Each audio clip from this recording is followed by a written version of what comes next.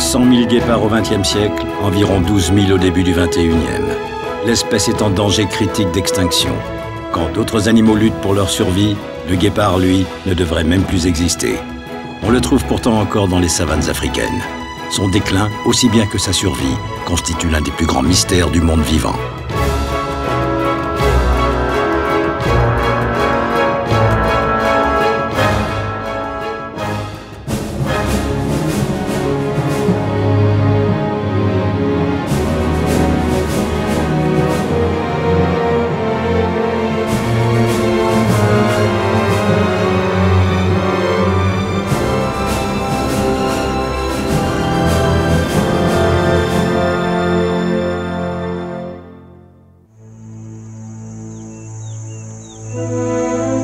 Dans les grandes plaines d'Afrique, le guépard se prépare à sortir du monde vivant. Pourtant, certains ne se résolvent pas à sa disparition et tentent de découvrir ses secrets. Y parviendront-ils à temps? Cette femme, Laurie Marker, est l'une des meilleures spécialistes mondiales du guépard. Si quelqu'un doit aider cette espèce à vaincre la fatalité, c'est elle. Elle vient de recueillir dans la savane namibienne un guépard mâle déshydraté, épuisé par un stress mystérieux. Son cœur s'est arrêté de battre.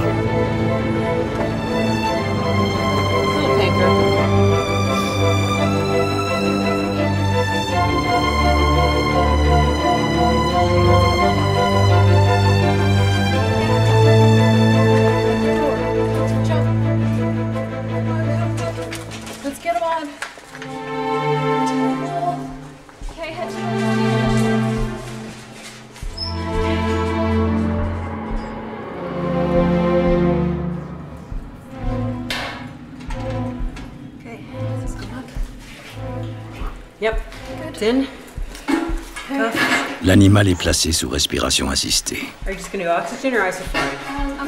Oxygen first, right? Yes. And that pulse oximeter, can you grab that? Look at his tongue. So let's get him off of this real quick. So we...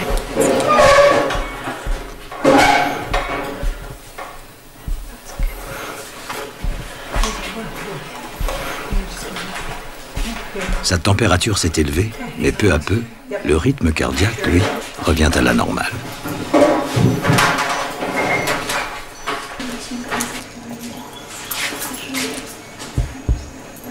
Sorry, I've taken away from my job.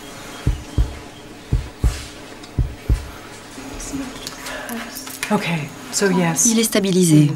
On peut continuer.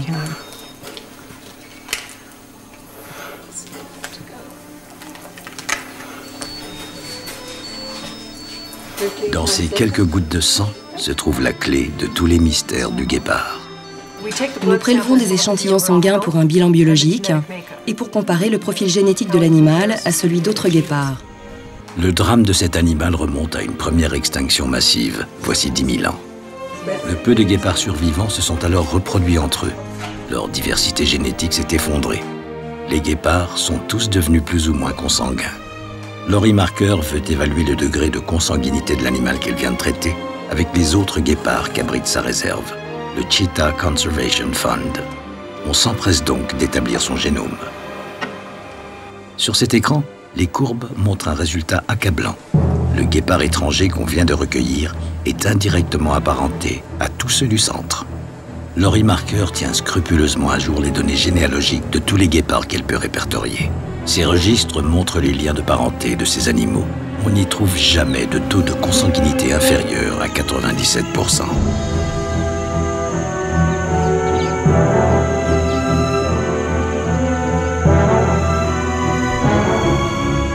Ce taux de consanguinité prouve que tous ces guépards sont frères, sœurs, cousins ou cousines, au premier, deuxième ou 20e degré. Leurs parents, eux, se sont reproduits avec leurs cousins, leurs grands-tantes ou leurs grands-oncles. Leur proximité génétique est si grande qu'une greffe de peau entre deux lions non apparentés échouera la plupart du temps, alors qu'elle réussira immanquablement entre deux guépards.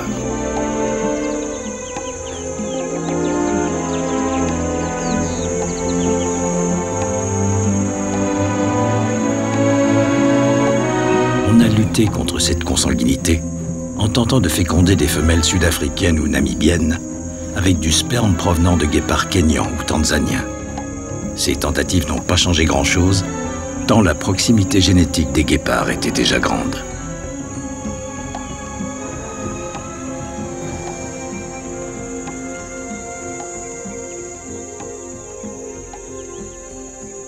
Espèce la plus consanguine, avec l'éléphant de mer du Nord et le mouton des Kerguelen, le guépard devrait subir les extrêmes rigueurs de sa condition. La science a identifié depuis longtemps les effets de la consanguinité. Stérilité, malformation, difformité et en particulier hydrocéphalie, une anomalie qui provoque la dilatation du crâne et une pression excessive des fluides céphalo-rachidiens sur le cerveau.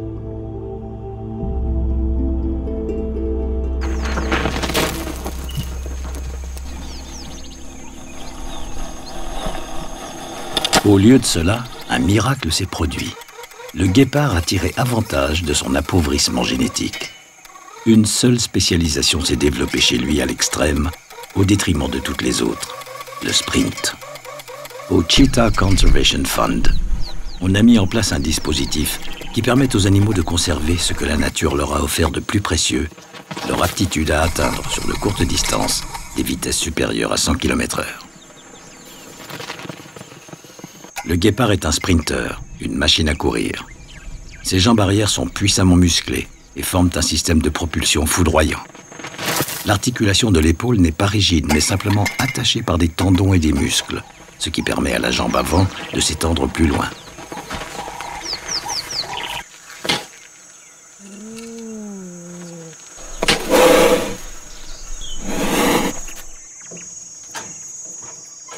Matt, I think we're ready. Come on, boys! Come on!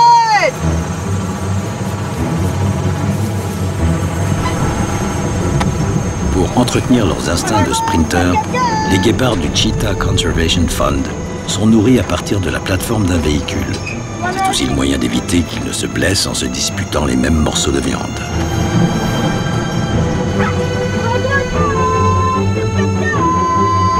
Une occasion supplémentaire d'observer ce qui fait du guépard un sprinter. Sa queue, qui lui sert de balancier, sa colonne vertébrale flexible et surtout, sa cage thoracique hypertrophiée, profonde et surbaissée, qui conserve assez d'oxygène pour qu'il puisse couvrir 8 mètres par foulée.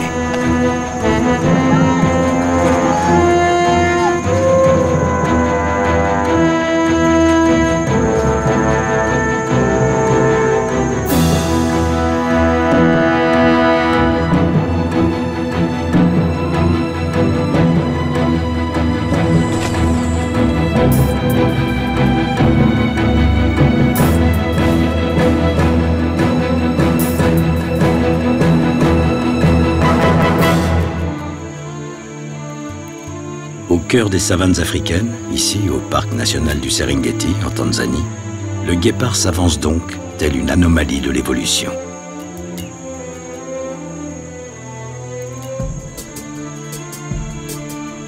La consanguinité est en principe une voie royale vers l'extinction. Cependant, dès qu'il se met à chasser, le guépard nous apparaît en pleine santé, capable d'impulsions fulgurantes, doté d'avantages physiologiques phénoménaux. Ces deux guépards affamés ont choisi une très jeune proie, mais rien n'est jamais acquis.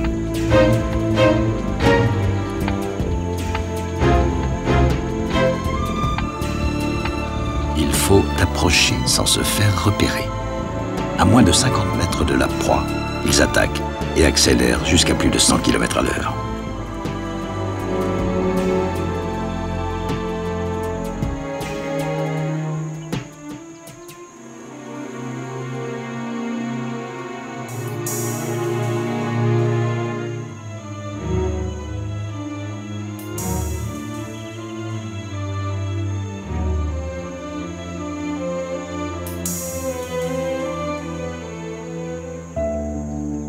Les guépards ont frappé vite, ce sont des sprinters.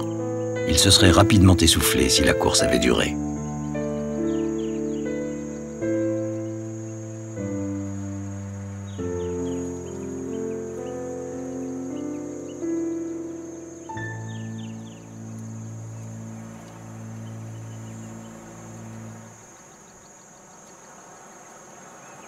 Comment le guépard peut-il ainsi braver les lois de la nature et survivre quand il devrait disparaître? Quel prix doit-il payer pour son hyper-spécialisation et pour sa miraculeuse adaptation à la chasse?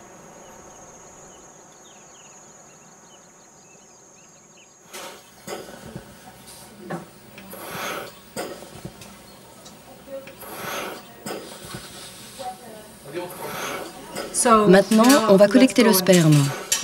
Kate, es-tu prête? Laurie Marker prélève un échantillon de sperme sur le guépard mâle qu'elle a recueilli. L'opération se fait par stimulation électrique des voies intérieures.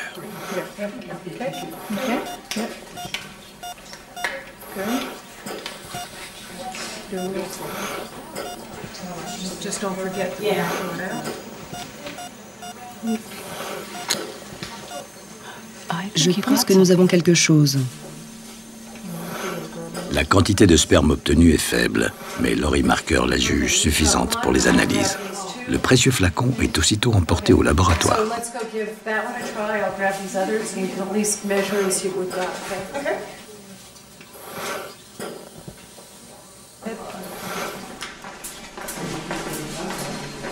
Chez le guépard, la consanguinité n'a pas provoqué de désastre physique visible et spectaculaire comme chez d'autres animaux, mais un mal invisible et insidieux qu'on n'entrevoit qu'au microscope.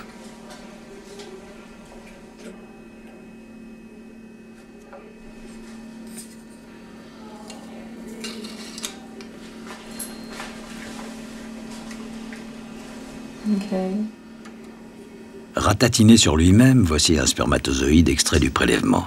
Par comparaison, on voit ici à gauche un spermatozoïde sain, doté d'un flagelle intact. Qu'ils soient captifs ou sauvages, les guépards ont toujours 70% de sperme médiocre. Alors que la quantité de sperme défectueux chez un animal comme le lion n'est que de 30%, elle atteint plus de 70% chez le guépard. La consanguinité a ainsi dégradé de génération en génération la capacité reproductive des mâles. Le sperme de cet animal sera cryogénisé et conservé à des fins scientifiques dans les réserves du Cheetah Conservation Fund. Le guépard se rétablira pendant plusieurs semaines dans un enclos.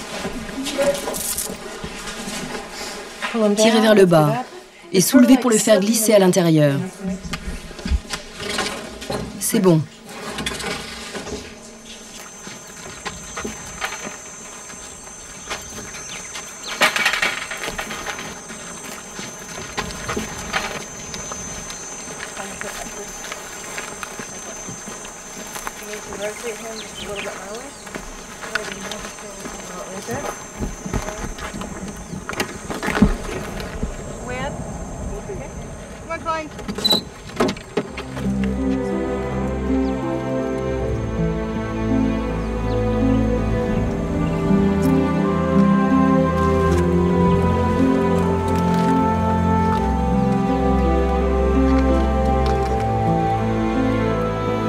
Les effets des anesthésiants se dispersent lentement.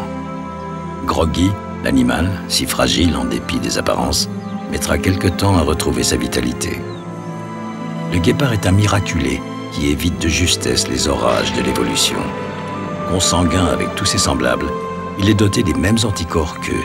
Il en résulte qu'une maladie infectieuse qui toucherait un individu pourrait décimer l'espèce tout entière. En 1994, un mal terrible et mystérieux s'abattit sur la population de lions du Serengeti, en Tanzanie. On sut bientôt qu'il s'agissait d'une maladie proche de celle de Carré. Un tiers des lions succomba. Les autres, dotés d'anticorps différents, résistèrent.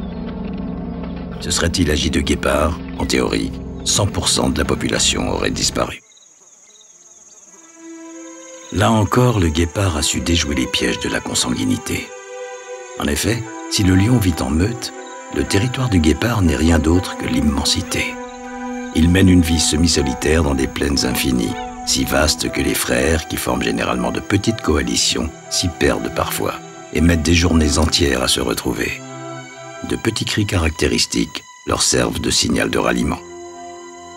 Vulnérable à la contamination, le guépard l'évite par un mode de vie qui la rend impossible. Comment une épidémie se propagerait-elle dans ces espaces où les individus ne se croisent qu'occasionnellement et même parfois se perdent?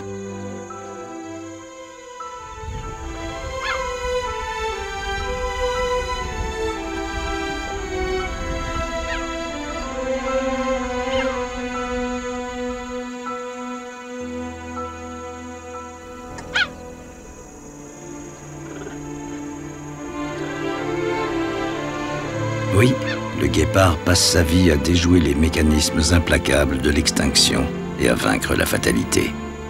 L'isolement est l'une de ses armes.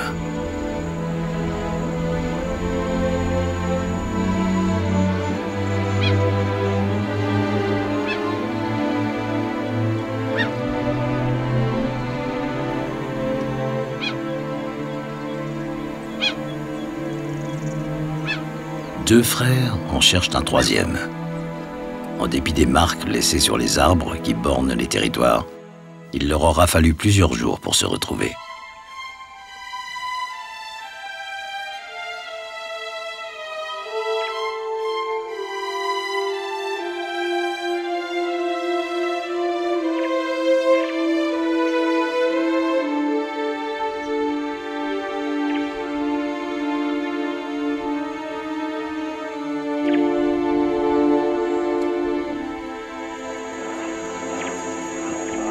De l'immensité nécessaire à la survie du félin en péril, que restera-t-il dans quelques années?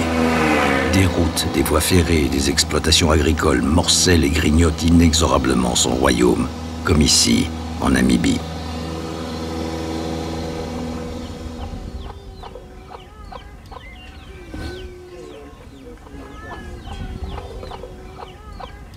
Des agriculteurs, mais surtout des éleveurs, ont conquis des pâturages sur les savanes encore vierges.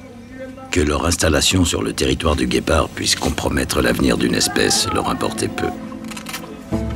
Entre 1900 et 2010, dans un pays tel que la Namibie, où l'on compte le plus grand nombre de guépards au monde, les hommes ont progressivement occupé 47% des savanes.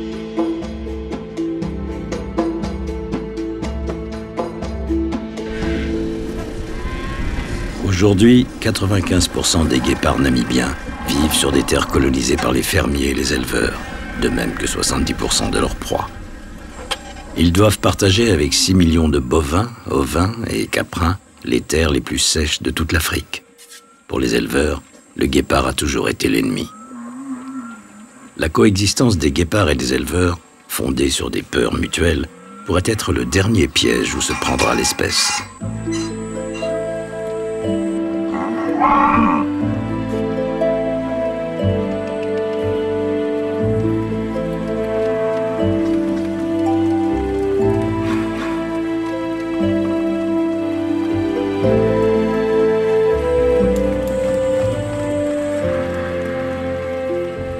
Un homme, Harry Waterberg Schneider, a pris part à l'envahissement progressif des savanes sauvages par l'homme. Les guépards avaient faim. Ils ont commencé à s'en prendre au bétail. L'habitude à cette époque de sécheresse était tuer-les. Dans les années 80, j'en ai certainement tué beaucoup. Plus que je n'aime l'admettre. Le résultat était que nous continuions de tuer les guépards. Mais ça ne semblait pas changer grand-chose à nos pertes.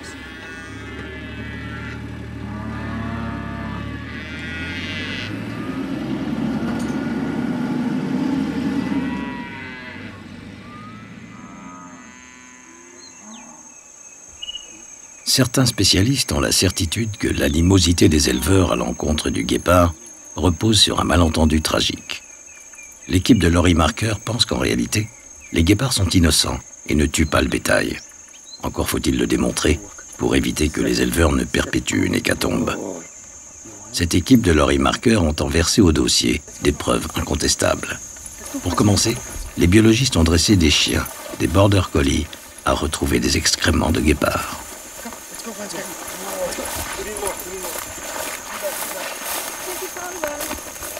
Good boy, Seth. Good boy, friend. That's great. Good boy, you want it? Go get it! Go get it! Good boy! Dès qu'il a trouvé le trésor recherché, l'animal est récompensé. Si on a de la chance, on en trouvera encore d'autres dans le voisinage. Le but de l'opération est de détailler le contenu de ces excréments. Si l'on y trouve des poils de bovin ou de vin, la thèse des éleveurs sera validée. Ils pourront continuer d'affirmer que le guépard est leur ennemi et qu'ils doivent le détruire. Sinon, ils devront modifier leur comportement. De retour au laboratoire, les matières molles des excréments sont évacuées.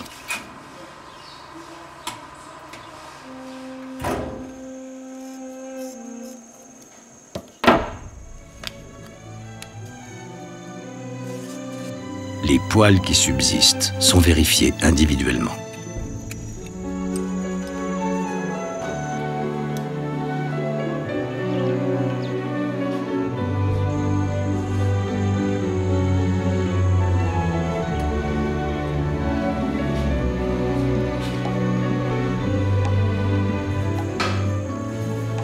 As-tu trouvé des choses intéressantes sur cet échantillon? Seulement des poils de steenbok et de guépard. Les guépards parce qu'ils se toilettent sans cesse. J'ai distingué les pigments colorés caractéristiques de leur pelage. Et des poils de steenbok reconnaissables à leur structure ondulée. Ah bien, encore un échantillon sans poils d'animaux domestiques. La preuve est faite que les guépards qui fréquentent les zones agricoles ne changent pas leurs habitudes alimentaires. Ils chassent des gazelles et des antilopes, mais dédaignent les veaux ou les agneaux. Encore faut-il le faire admettre aux éleveurs.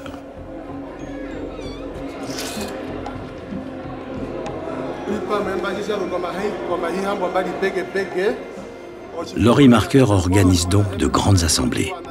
Elle y rencontre les pasteurs les plus réfractaires à son message, mais aussi ceux qui tuent les guépards par simple ignorance. Tous doivent comprendre que les guépards ne font courir aucun risque à leur troupeau. La tâche est quasi impossible, car il faut lutter contre des préjugés profondément enracinés. Et Laurie Marker ne se contente pas de belles paroles. Elle est aussi venue offrir aux éleveurs une arme fatale.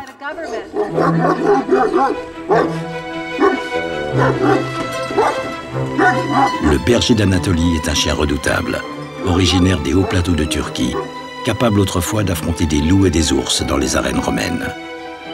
Ancêtre des molosses, il est le seul animal au monde capable d'effrayer un guépard. Le plan de Laurie Marker est simple.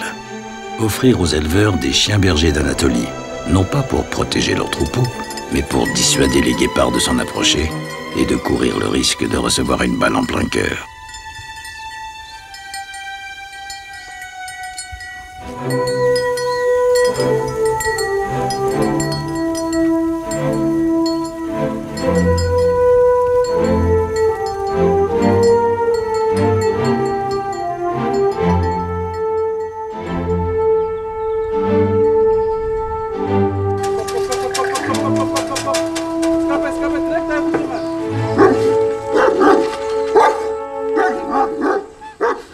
Pour pouvoir introduire dans toute la région des bergers d'Anatolie qui dissuadent les guépards de s'approcher, il faut organiser un programme de reproduction. En effet, le berger d'Anatolie pourrait contribuer à sauvegarder un animal en voie de disparition s'il n'était lui-même rare et en danger dans cette région du monde. Ce sera la première insémination artificielle de cette race de chien en Namibie. Ok, vous êtes prête? Oui, 2 gouttes. 1, 2... Ok, 10 minutes. Il vaudrait peut-être mieux ne pas regarder.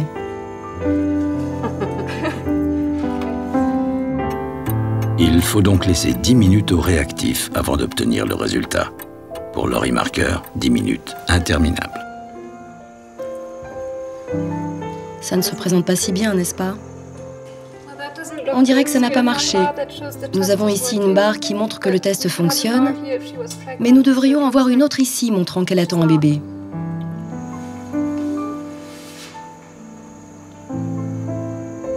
Oh, ça ne nous empêchera pas de continuer d'espérer.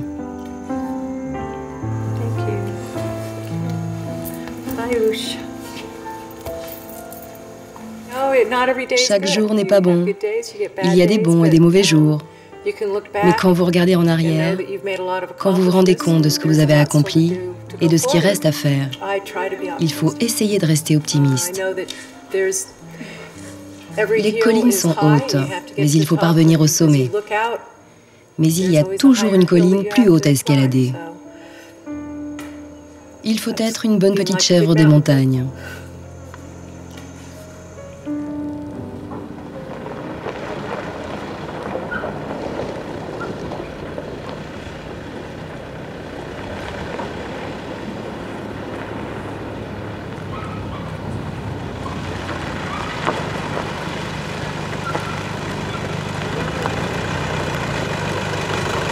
Pour une femelle qui ne parvient pas à engendrer de bébé, une autre s'est montrée féconde. Ce jour-là, Laurie Marker apporte à un fermier une jeune chienne qui fera chez lui son apprentissage. C'est sa première mission. Tout intimidée, elle devra tout apprendre.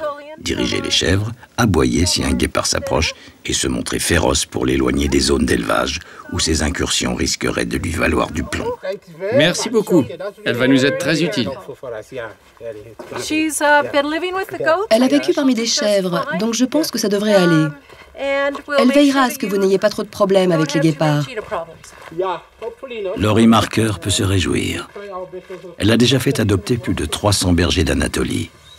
Grâce à cette expérience, le nombre de guépards qui se risquent à proximité des troupeaux s'est trouvé considérablement réduit.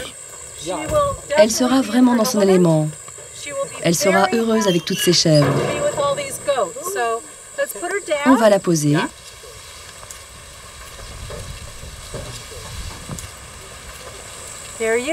Bien, tout va bien se passer. Beau troupeau.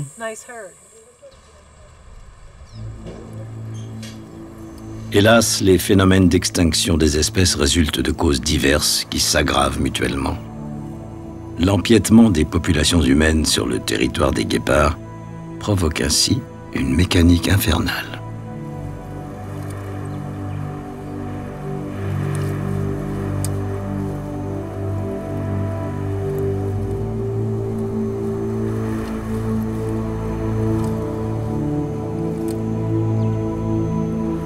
Dans l'immensité de la savane, cette gracieuse femelle n'aurait croisé de mâle qu'occasionnellement.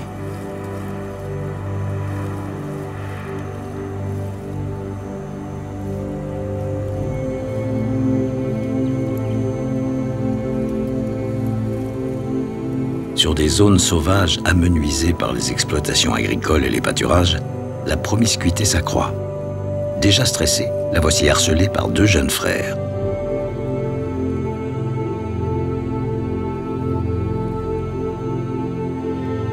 Chaque jour, à la faveur de la réduction des territoires, les mêmes scènes de harcèlement se reproduisent.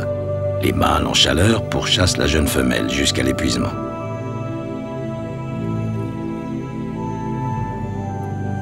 Agressées, fécondées et surfécondées, plus souvent qu'elles ne le souhaiteraient et qu'il ne serait naturel, les femelles réagissent par une inhibition de l'ovulation. Leur système reproductif cesse de fonctionner normalement, elles deviennent temporairement stériles. N'étant plus en chaleur, elles cessent d'attirer les mâles. Ce facteur, ajouté à la faible fertilité de ces derniers, dont la consanguinité a dégradé le sperme, finit par créer une véritable crise de la fécondité des guépards.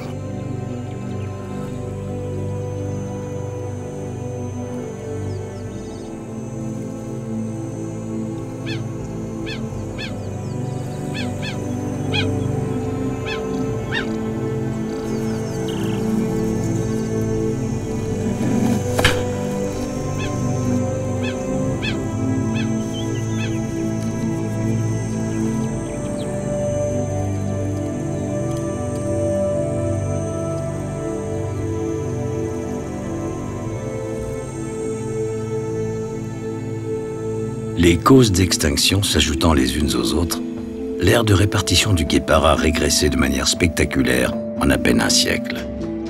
Aujourd'hui, l'espèce ne se trouve plus que dans les zones colorées de cette carte et tend à se concentrer sur les seules zones de couleurs plus intenses.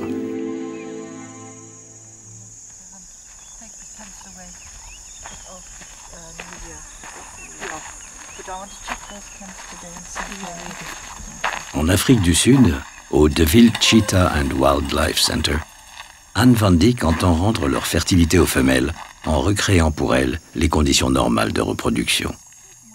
Nous voici dans l'allée des amoureux.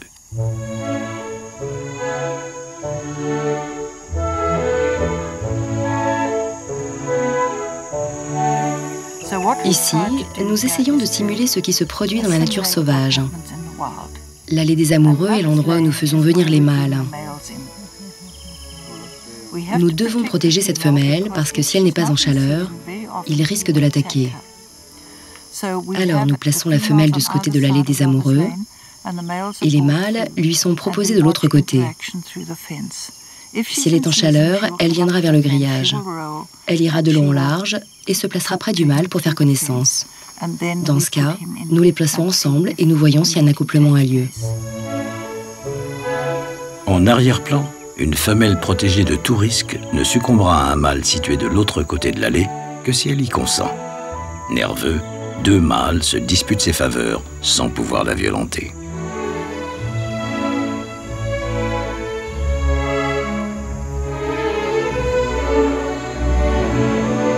S'engage alors un jeu subtil d'œillade, d'approche, de premiers pas.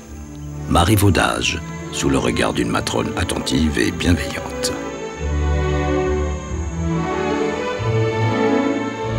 Un accouplement s'ensuivra lorsqu'Anne van Dyck jugera probant les signes d'acquiescement de la femelle. Les bébés nés en captivité qui résulteront de ces unions repeupleront peut-être un jour les plaines d'où les guépards auront disparu. 750 d'entre eux sont nés au De Wild Wildlife Breeding and Research Center. En attendant, les scientifiques prêtent attention à tout ce qui permettrait une diversification génétique de l'espèce. Cet animal, le guépard royal, fut l'un de leurs espoirs.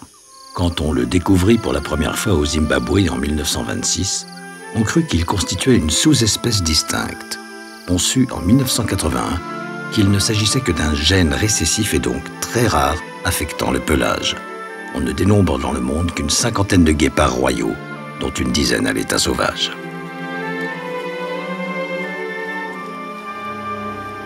En réalité, les seuls guépards aux caractéristiques génétiques divergentes se trouvent à 7000 km de là.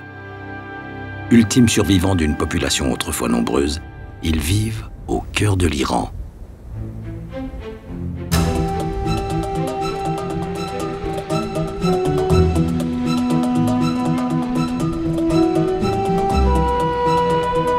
À Téhéran, dans les locaux de la Cheetah Society, les meilleurs spécialistes des guépards iraniens préparent une expédition. Des scientifiques, hommes et femmes, vérifient leurs cartes, affinent les données. Le guépard d'Iran est si rare que peu de biologistes ont eu la chance de l'observer. Le cofondateur de l'institution, Mohammad Faradinia, prendra la direction des opérations.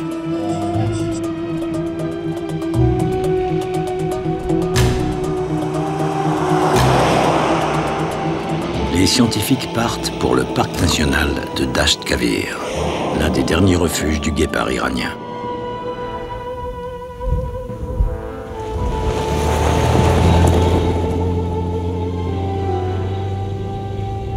À l'inverse de son cousin africain, le guépard iranien a dû s'adapter à d'immenses zones arides où ne prospère aucune autre végétation que quelques buissons et de rares graminées.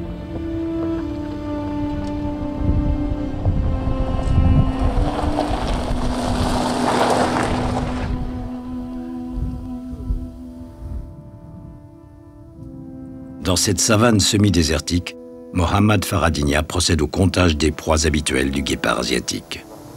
Il faut s'assurer qu'elle demeure assez abondante pour lui, que la population de chèvres, moutons sauvages et bouquetins vienne à chuter, et ce sera la fin des guépards iraniens.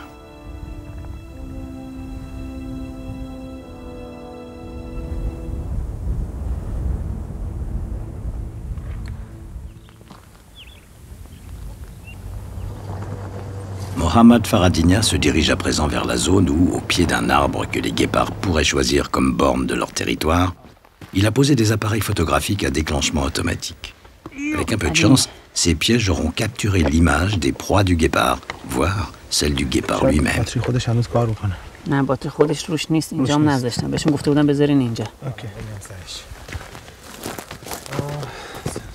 Mohammad et son collaborateur, Fasola, observent des signes encourageants. À proximité des appareils photographiques, ils trouvent des excréments de guépards et sur les branches et le tronc, des traces d'urine.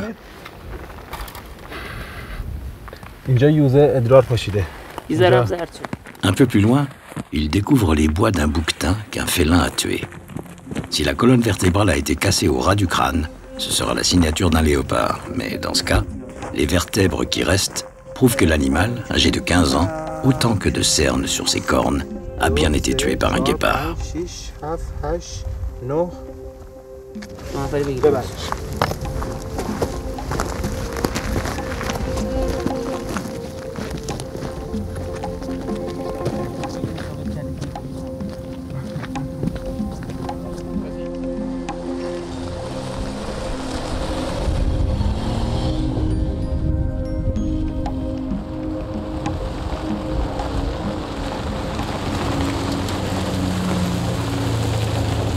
Dans ce caravansérail, où les caravanes et les pèlerins faisaient jadis escale pour se reposer et échanger des marchandises, on n'entend plus les chameaux blatérer. Le caravansérail est devenu un quartier général du département de l'environnement dans la région du Dasht Kavir. Avec les hommes qui veillent sur le royaume du guépard, tous pleins d'espoir, Mohammad Faradinia va découvrir ce que révèlent les photos qu'il vient de relever. Il est important de vérifier par ces pièges photographiques que les guépards, si peu nombreux, continuent de peupler le plateau. La première image déçoit, c'est un caracal, petit félin proche du lynx. Puis vient un chacal. Enfin apparaissent les guépards, qui à un moment ou à un autre de la journée sont venus rôder autour de l'arbre. Ces images résultent de plusieurs semaines de piégeage photographique. Elles sont rarissimes.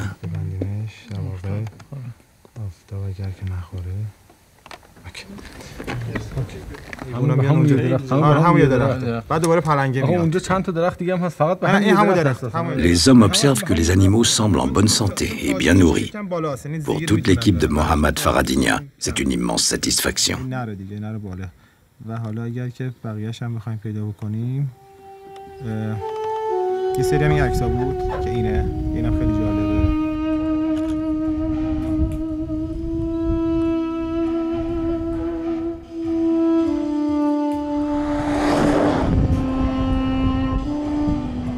Mohammad Faradinia part à présent dans la direction de la réserve naturelle du Mian Dasht.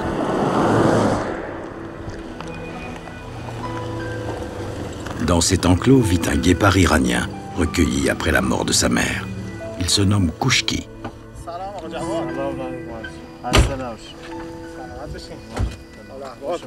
Kouchki est le seul guépard iranien en captivité. C'est d'ailleurs de semi-captivité qu'il faudrait parler, car son enclos dépasse 20 hectares. Kouchki est protégé comme un trésor national. Cependant, l'environnement où il vit n'abrite pas de chèvres sauvages, de bouquetins ou autres proies. Il faut donc, pour conserver à Kouchki ses instincts de chasseur, lui livrer chaque jour un lièvre vivant.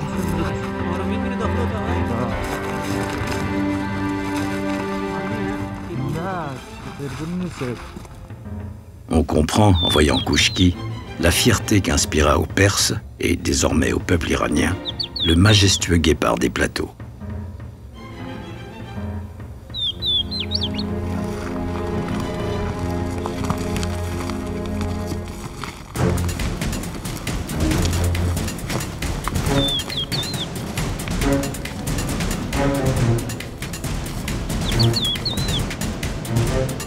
La tête du guépard iranien est proportionnellement plus petite que celle de son cousin africain. Ses pattes sont plus courtes, son encolure plus puissante, son pelage mieux fourni.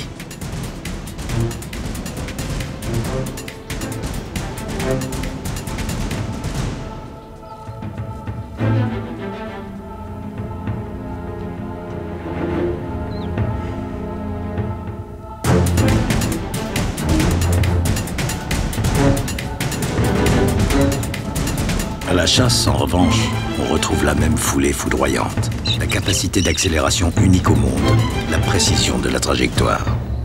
La proie a été tuée sur le coup.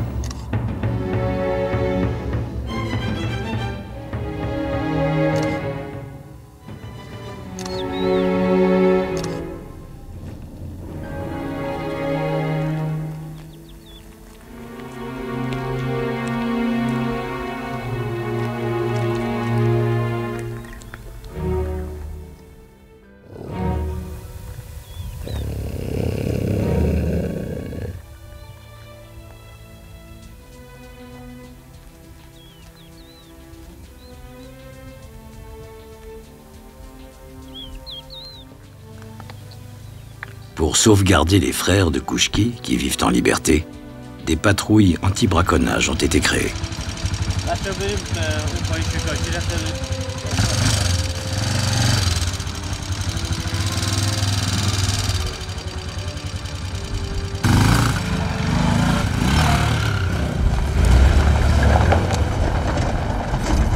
Elle parcourt la steppe à moto et en véhicule tout-terrain, à la recherche de braconniers ou de trafiquants qui s'en prendraient aux guépards ou à leur proie.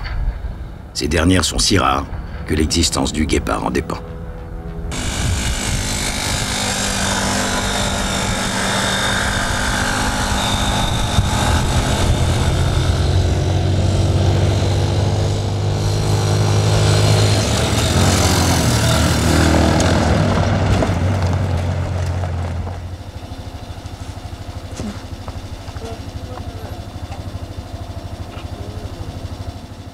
La patrouille se dirige à présent vers le point de ralliement des différentes unités.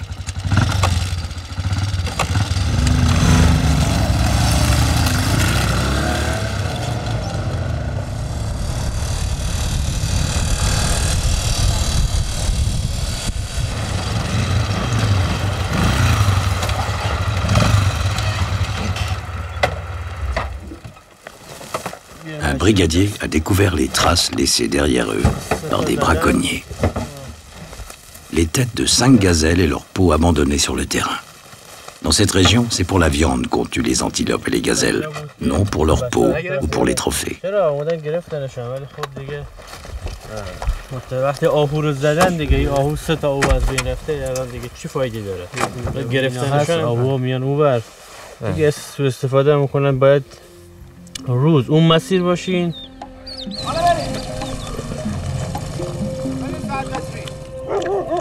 À la recherche des braconniers, les rangers interrogent les bergers et les fermiers des alentours. L'unité ne se contente pas de collecter des renseignements. Elle fouille aussi tous ceux qu'elle interroge, à la recherche d'un quartier de viande provenant du braconnage.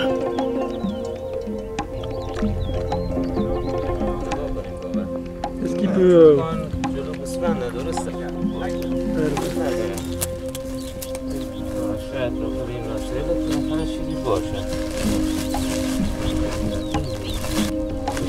کارم که نداری بکنیم باید جلو دوستبندی ها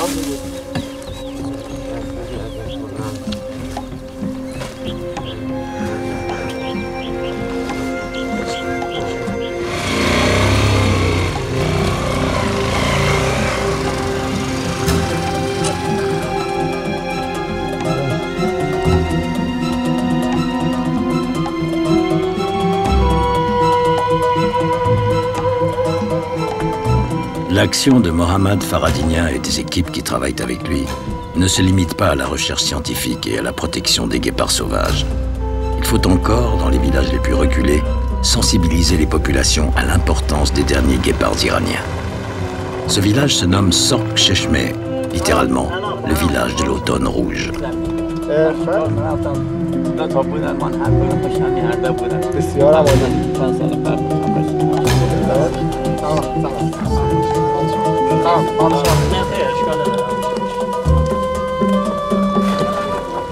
Ces hommes sont prêts à recevoir le message et heureux d'apprendre qu'ils partagent ce désert de rocailles et de broussailles avec l'un des animaux les plus précieux au monde.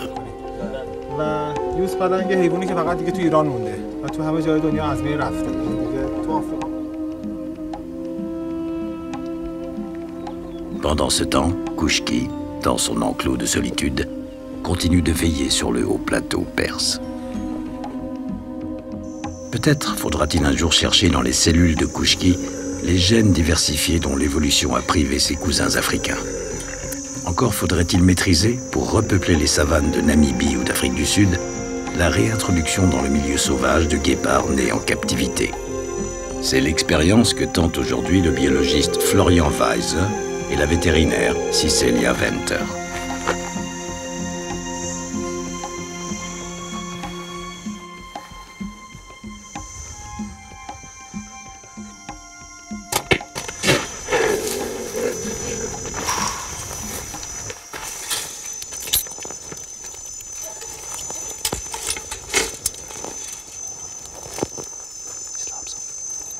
Nous sommes dans la réserve du Namibrand.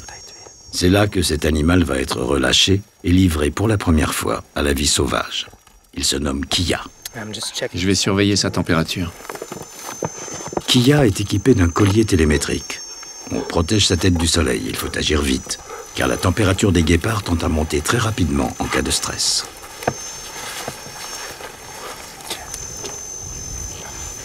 C'était bien 40 degrés 2 tout à l'heure. Oui, mais elle augmente encore. Nous sommes à 41. Une bouteille de glace a été placée entre les jambes de l'animal. Il faut à tout prix faire baisser sa température.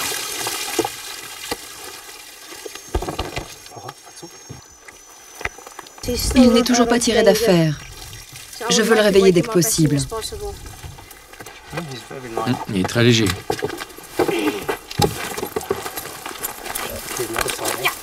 Par l'autre côté,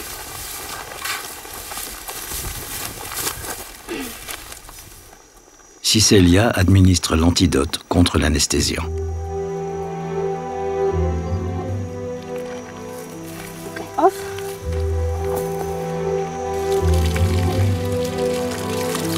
Jusqu'au dernier moment avant l'éveil, on continue de rafraîchir Kiya.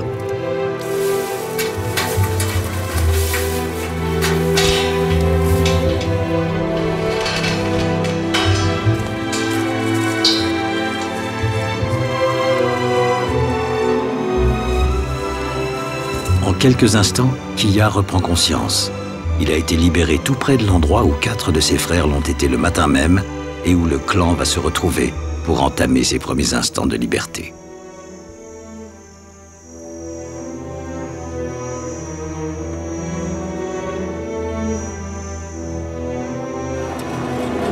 Un an plus tard, Florian Weiser repart à la recherche des 5 frères afin de vérifier s'ils ont pu survivre, se tailler un territoire sur ces terres préservées et devenir indépendants.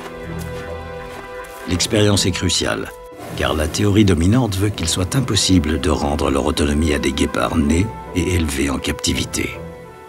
Si l'on devait un jour utiliser cette méthode pour repeupler la savane et limiter le risque d'extinction de l'espèce, il faut que l'expérience tentée avec Kiya et ses frères soit concluante.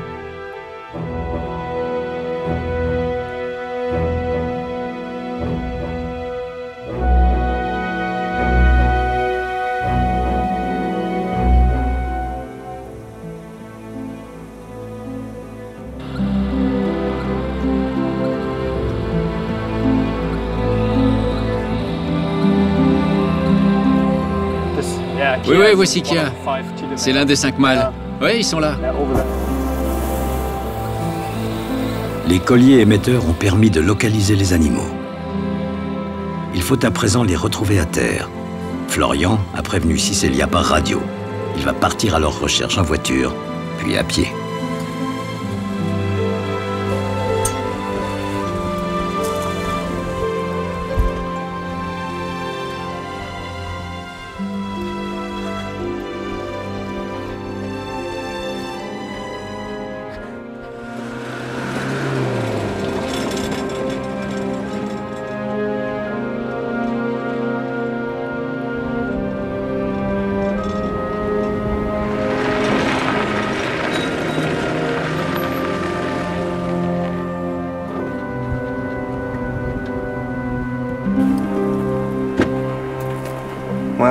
Où êtes-vous, les gars?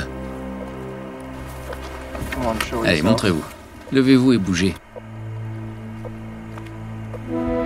Ah, les voilà. C'est une scène absolument fantastique. Après une année dans la savane, les 5 guépards ont appris comment chasser et se défendre. Ils viennent de tuer un oryx. C'est merveilleux, ces 5 mâles étaient complètement domestiqués et en un an, ils ont établi un territoire bien à eux. Ils mangent tous les 3 ou 4 jours. Ils ont ouvert la voie pour que d'autres guépards captifs puissent être relâchés en utilisant les mêmes méthodes. Pour nous, c'est vraiment un rêve accompli. Kiya et ses frères ne devraient même plus exister. Cependant, à les voir régner sur la savane, on pourrait presque croire qu'il y aura toujours des guépards en Afrique.